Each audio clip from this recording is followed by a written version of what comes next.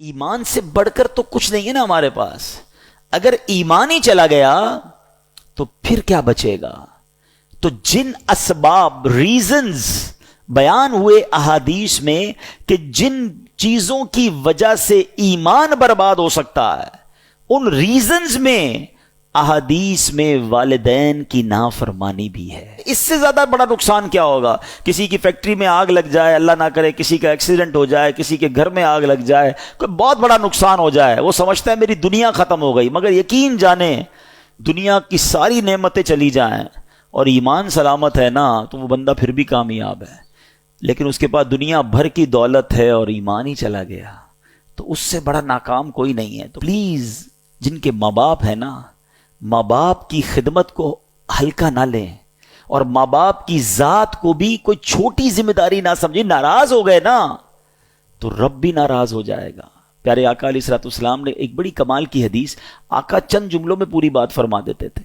آقا فرماتے، حدیث پاک کا مضمون ہے، ماں باپ ہی تیری جنت ہے، ماں باپ ہی تیری دوزخ ہے. ایک ہی لائن ہے مگر اس لائن میں پورا فلسفہ بیان کر دیا.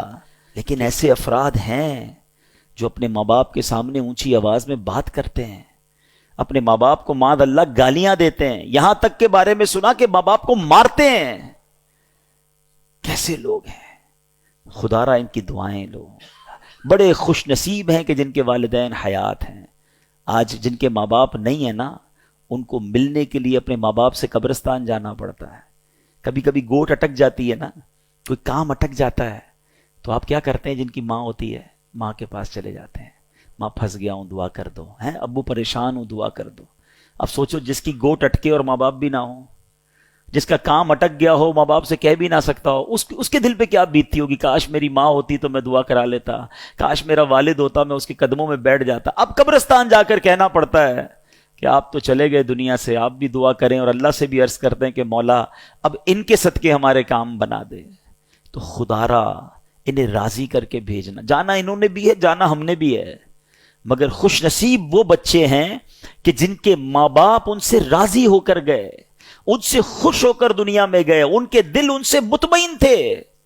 اس سے بڑا بد نصیب کون ہوگا کہ ماں کو راضی نہ کر سکا اور ماں دنیا سے چلی گئی، باپ کو راضی نہ کر سکا اور باپ دنیا سے چلا گیا.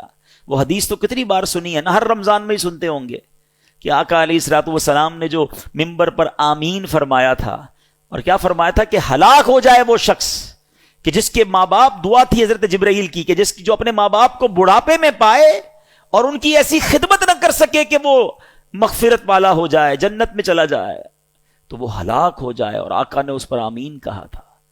تو ماں باپ جس کے پاس ہے نا، یہ جنت کا ٹکٹ ہے، اور یہ ٹکٹ حاصل کرنا ہے، اللہ کو راضی کرنا ہے، ورنہ مارے جائیں گے.